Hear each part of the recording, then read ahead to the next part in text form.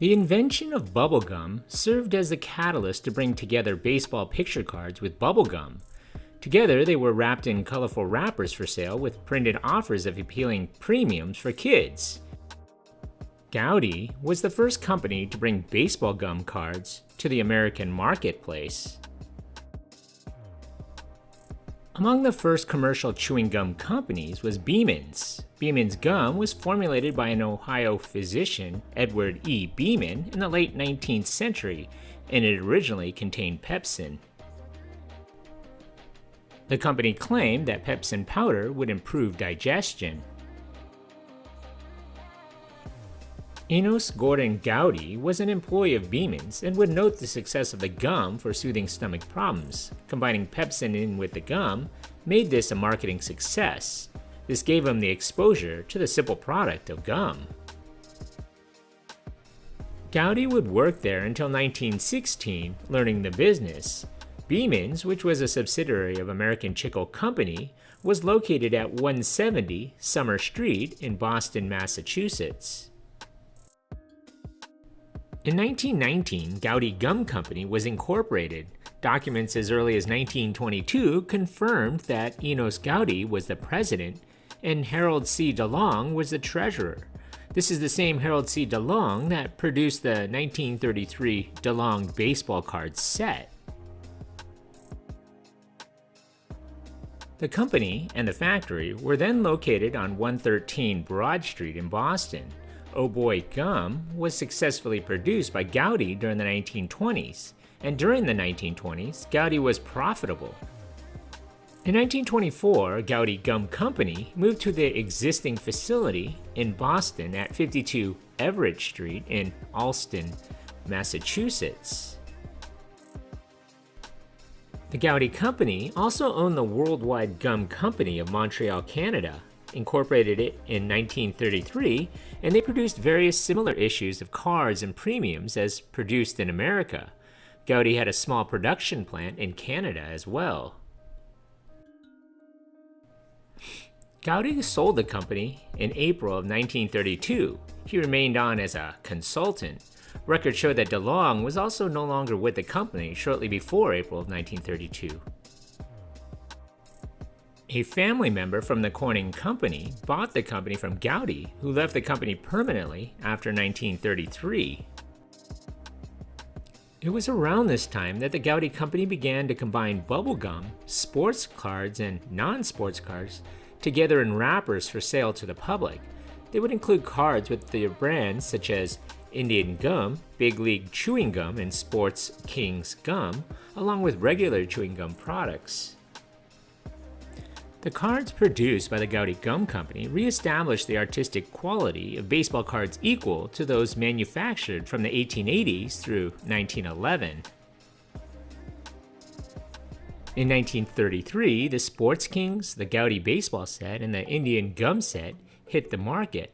Not since the T-cards of the early 1900s had there been such a massive renewal of quality baseball cards. The Goudey cards were produced through a less than advanced silkscreen process, causing subtle color variations. The printing of the cards were contracted out to an unknown printing company in Springfield, Massachusetts.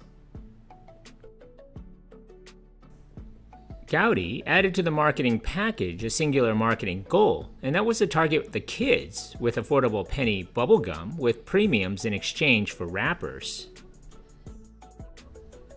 By mailing 50 Big League Baseball wrappers, the Goudey Company would award the sender a choice of one of 4 R309-1 cards. The wrapper had a number 1 through 4 on each corner. By cutting off 3 corners and leaving 1 corner with a designated number is how the card to be sent was selected. To put that into perspective, 50 wrappers equates to 50 cents, or about $11.71 today. That's a pretty expensive card. The Goudey Gum Company production of sports cards in the 1930s reached the highest recognition. It depicted the feel of the game in pictures and words during the most adverse economic times.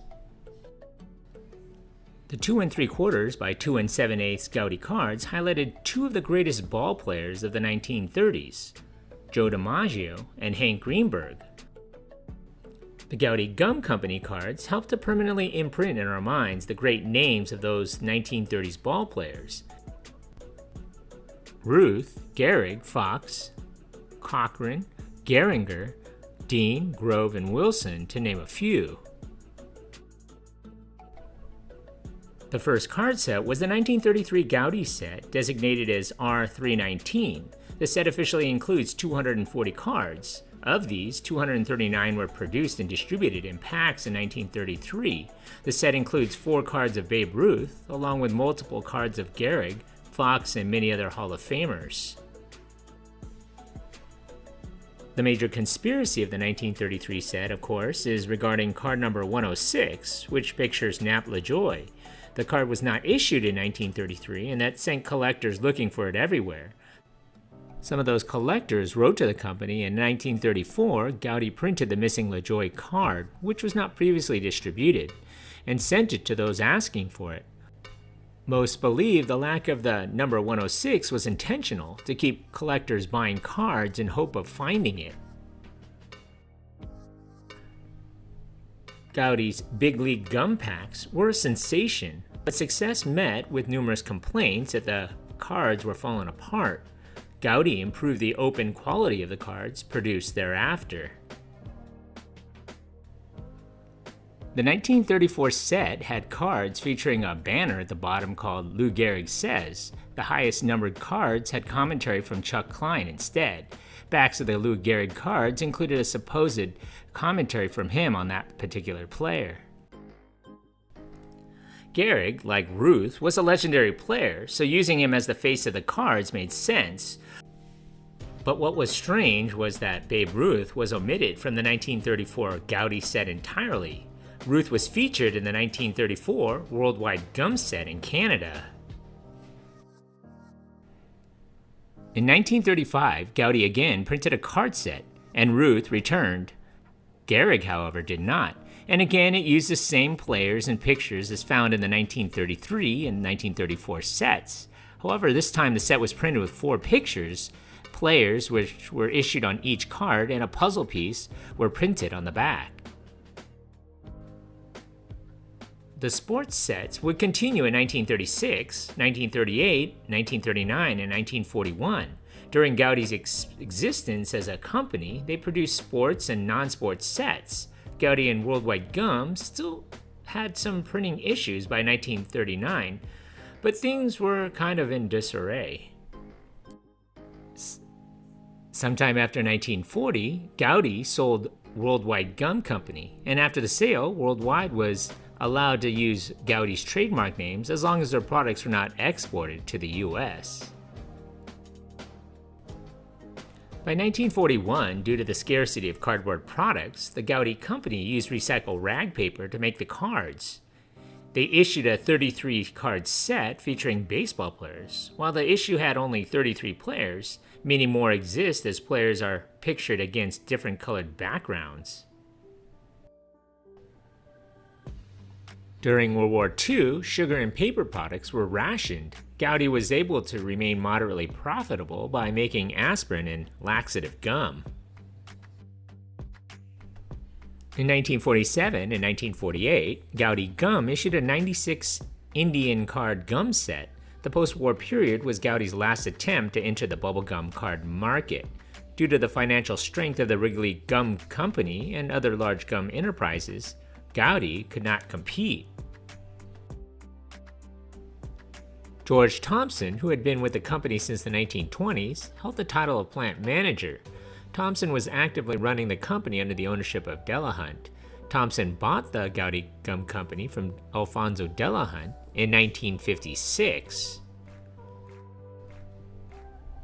By this time, Goudey was producing gumballs and Goudey Oh Boy Kisses.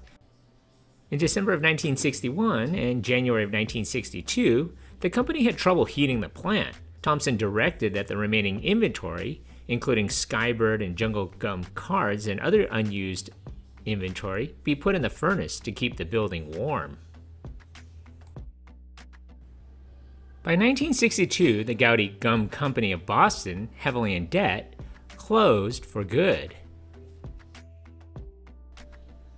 Today, the 1933 Goudey set is considered one of the big three classic baseball card sets, along with the T206s and the 1952 Topps sets.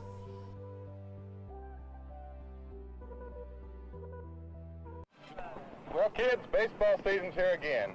And with Post Cereal's baseball trading cards... If you like baseball cards and collected them as a kid like me, then thanks for tuning into my video. If you'd like to see more history videos or have some memories about this iconic brand, leave a comment below. And don't forget to subscribe to my channel. If you like history, then you should check out my other channels, Eric C. Production, where I'm bringing back memories from the good old days.